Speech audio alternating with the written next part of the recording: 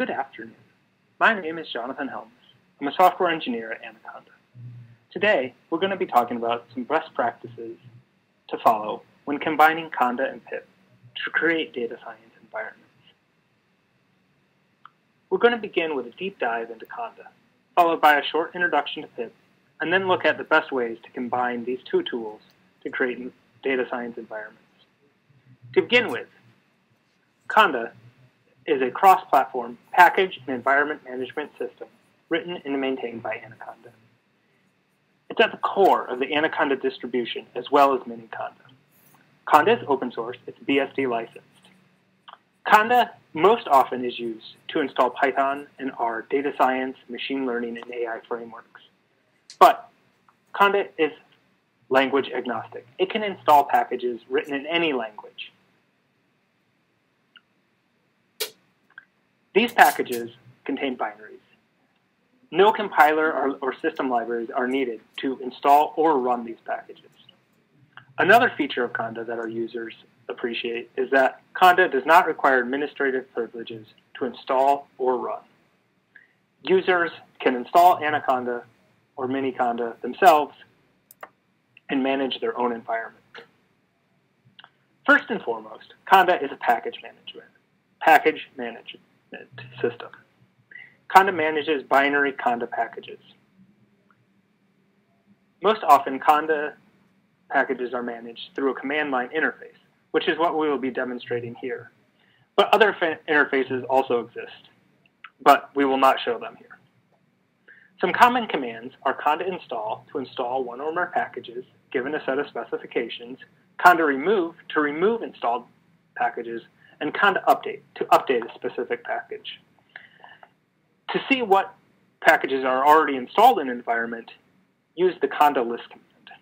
As a demonstration, we have a simple environment which we see contains Python 3.7 as well as the required libraries needed to run the interpreter. We want to install pandas. To do this, we run the command conda install pandas. Conda then goes out and looks at all the packages that are available, finds the latest version of pandas, and then solves the environment for that version of pandas as well as any dependencies that that package has. Here, Conda is looking to install pandas, but also installs NumPy and MKL, which is a fast BLAST implementation. We're asked if we want to install these packages. I'm going to say no, because I actually don't want to install the latest version of pandas. I want to install version 0.22. To do that, I add the version requirement to the install command. Answering yes will then install these packages into the environment. We can check that this works by running Python and seeing that we can, in fact, import pandas, and we can check that the version that we requested is installed. If we wanted, at this point, if we wanted to upgrade pandas, we could run the command conda update pandas. This will find a compatible version of pandas as well as any dependencies that might need to be installed to upgrade the package. To remove packages, use the conda remove command. If we were to remove pandas, we'll see that conda only removes pandas. It doesn't remove any dependencies. We're not going to do that right now. Instead, we're going to see what happens when we try and remove NumPy, which is a dependency of pandas.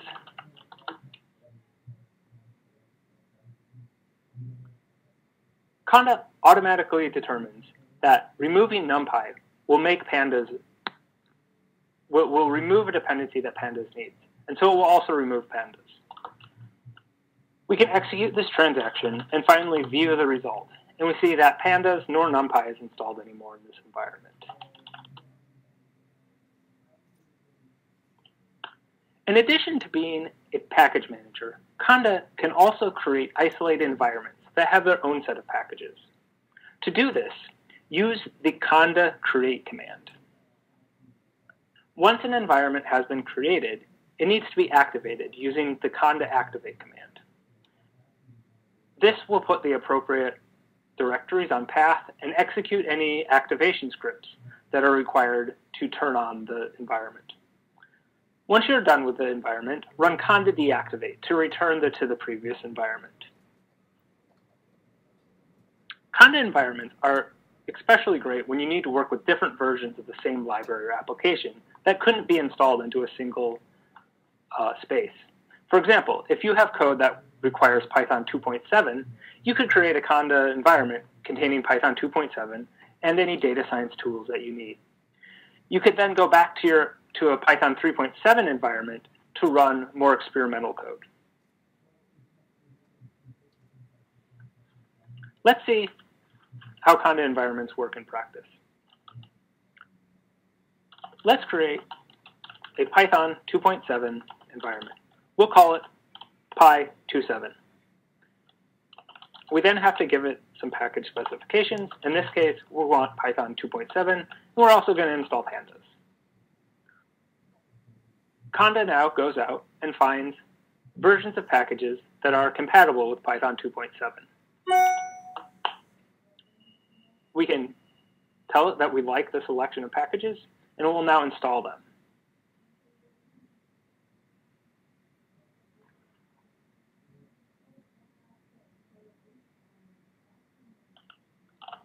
We can activate that environment by running conda activate Py27.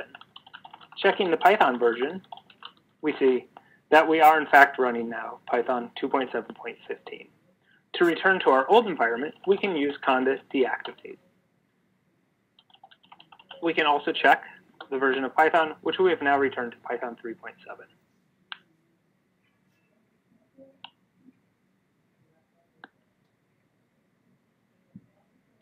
Conda can install packages from a number of different locations or repositories. In the Conda ecosystem, we call these different repositories channels. Some of the key channels to be aware of are defaults. These are the packages from Anaconda Incorporated that are set up to be installed if you do not modify the configuration of Conda at all. Other channels of interest are CondaForge, which is a large community-led collection of packages and build infrastructure. Additionally, BioConda is another community of packages that has a large focus on bioinformatics. Another channel that you might hear about is Anaconda. This is a mirror of defaults, but lacks some of the important priorities that are built into defaults. And for this reason, Anaconda should not be used. It's also important to keep in mind that the same package may exist in multiple channels. If so, the two packages may not be compatible. Mixing channels, although helpful, can sometimes lead to incompatibilities. The best option is to install as many packages as possible from a single channel, and only mix channels when absolutely necessary. Conda packages are organized into channels, but where are they served? Conda packages are available either from the Anaconda repository, which is where the defaults channel is held, or from the Anaconda cloud, which is anaconda.org. Anaconda.org allows anyone to upload Conda packages and share them with the world. These are what the community organizations like CondaForge or BioConda use to share the packages that they create. In order to search these two locations for packages, you can use two command line tools. The first is Conda Search. This searches the channels that are currently configured in your environment. Another option is to use Anaconda Search. This searches for packages only on anaconda.org. If you don't like command line interfaces, you can also just navigate to anaconda.org in your web browser, as this site has a search feature. We've talked a lot about Conda packages, but we've never really talked about what goes into them. A Conda package is a compressed tarball that contains system libraries, Python modules, executable programs, or other components. Conda packages are binaries. No compilation is needed at install or runtime. Packages also contain some metadata that Conda uses to determine dependencies, as well as just understand information like the version of the package. This is included in a special information directory inside the package.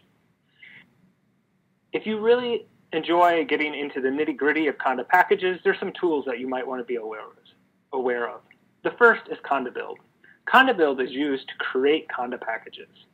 This is what Anaconda and Conda Forge and BioConda and most everyone uses to create Conda packages. Once you've created a Conda package, you can upload it to anaconda.org using the anaconda upload command.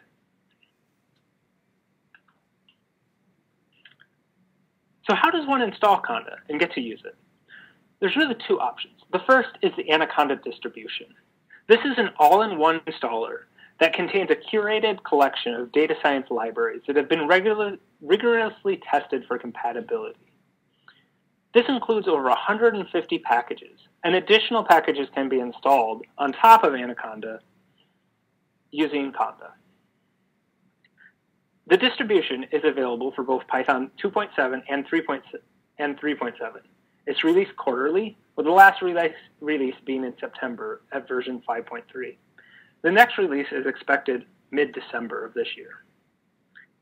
Anaconda is quite large. If you want something smaller, you can use Miniconda, which just contains the core packages required to run Conda. Once you've installed Miniconda, then you can then create as many Conda environments as you want, containing any packages, including those that are included in the Anaconda distribution.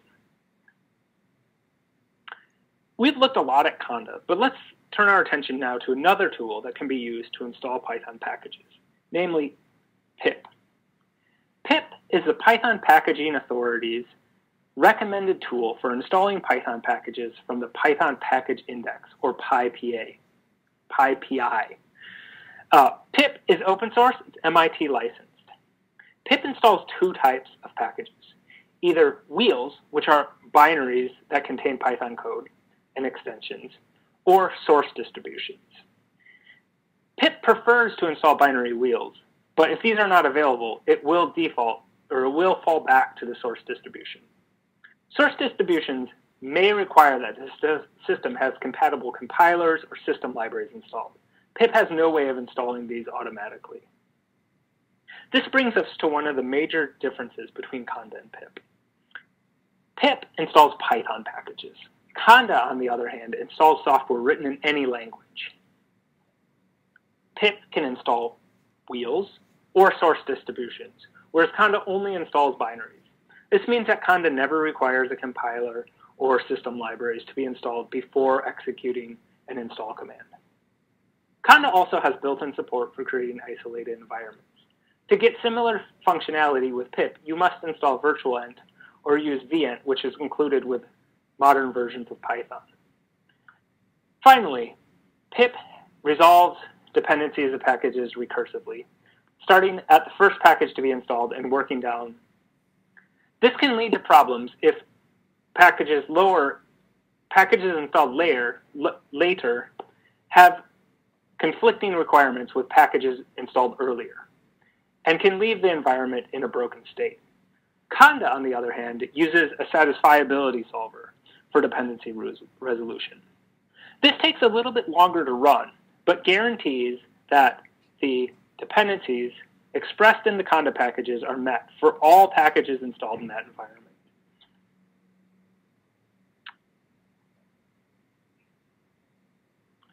Since both pip and Conda install Python packages, one might ask why you would want to use both of them. The main reason is because of the availability of software in the two tools. Over 1,500 packages are available in the Anaconda repository and can be installed with Conda. An additional 4,000 are available in the BioConda channel, and Conda Forge has over 5,500 packages. Still, this is not as big as the 15,000 packages available on PyPI. So you may run into cases where software that you want to use is only available on PyPI and not available as a Conda package. In these cases, it's reasonable to try and combine Conda and pip to create to install all of your requirements. Unfortunately, Conda and pip don't always work together well. Some issues can arise when Conda and pip are used together. The main reason for this is that Conda, like many other system package managers, has a limited ability to control packages that other tools like pip install.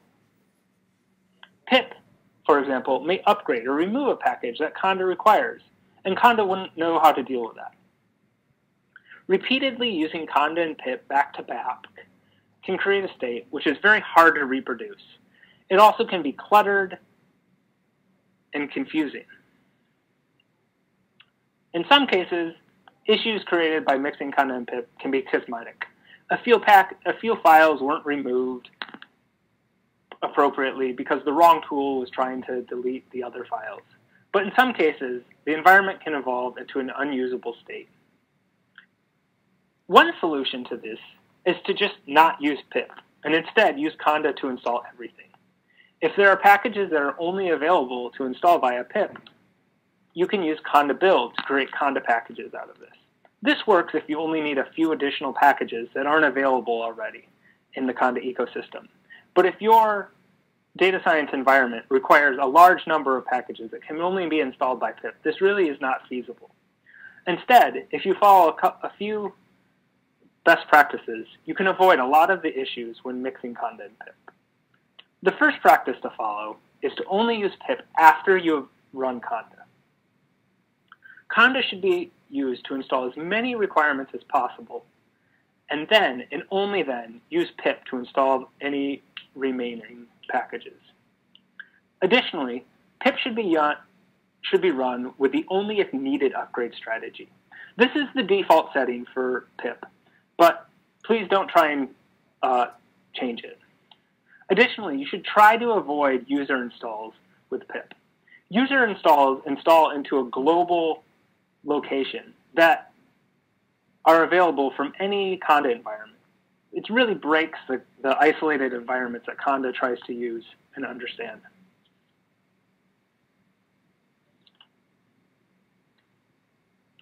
Another practice that you should follow is to use Conda environments for isolation. Since running pip has the potential to break an environment, it's best to isolate that breakage to as small of region as possible.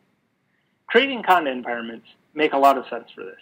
You create a Conda environment, you install as many packages as you can using Conda into that environment, and then you install pip. If it does happen to break, you can always just delete that environment and start over. This is especially true if you are running pip inside the root environment, because pip could potentially break Conda itself, which is very hard to recover from.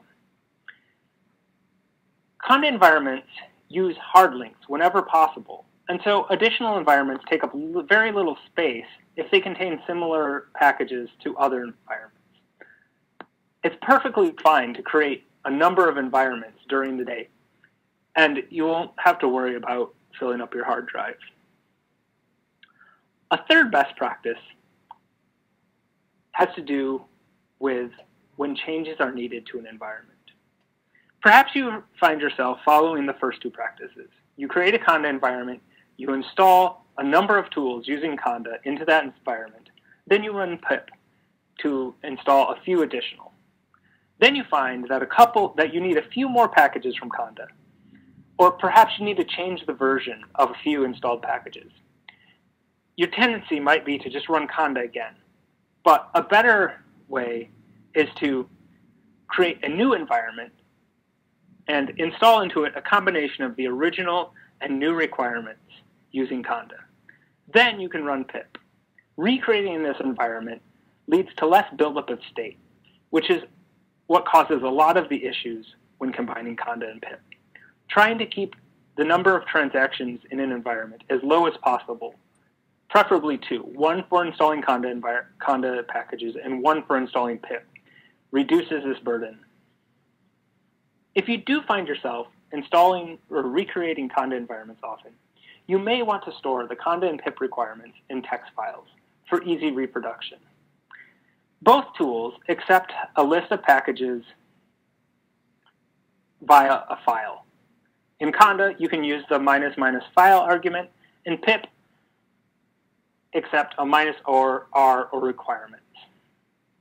Additionally, the conda ends command can be used to export or create environments based on a file which can contain both conda and pip requirements. As an example, let's look at creating an environment from an environment file.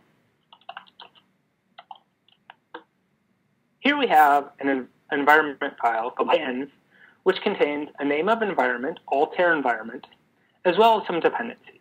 In this case, we're going to install Python, typing, JSON schema, pandas, tools, and entry points using Conda. Altair is not available in Conda, but it is available in pip. So we can list it as a requirement as pip. We can now run conda end create -f and then pass it the environment file that we just looked at. Conda will now create the environment, first by installing all the dependencies that are listed as conda dependencies, and then running pip to install any pip dependencies.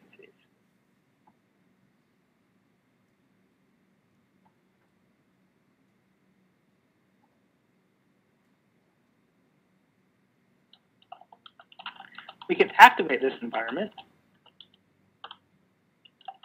and if we do a conda list, we can see that the majority of packages were installed via conda, but altair up here was installed via pip. This is a great way to,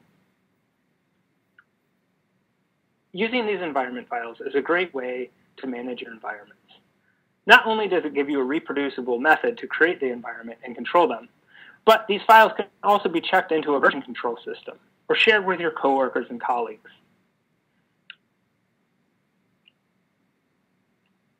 So just in summary, pip and conda are different tools. Pip is used to install Python packages, whereas conda can install any type of software. When combining pip and conda, it's best to use pip only after using conda. Additionally, conda environments should be used for isolation. If an environment needs to be changed, it should be recreated so that these first two steps, running pip only after conda and using an isolated environment, are followed. If you find yourself recreating environments often, store the conda and pip requirements in text files, either separately or via a single file. If you're interested in learning more, please check out the Conda documentation, which is at conda.io. If you find yourself using conda and pip to create data science environments that you would like to share with your coworkers in a secure manner, you might want to check out Anaconda Enterprise and ask for a demonstration. In addition, if you'd like to learn about any consulting, training, or support that Anaconda can help you with, please contact us. Finally, if you're as excited about Conda as I am, you will love AnacondaConf, which is going to be in April in Austin, Texas. Awesome. Thank you so much, Jonathan. We appreciate your insights on best practices when it comes to conda and pip. To everyone that joined us today, thank you for your time and for joining us for this webinar. As a reminder, we will be sending out the downloadable presentation with the slides and the recorded webinar by noon tomorrow on Friday, and that would be Central Time. Thank you again, and we look forward to seeing you guys next time.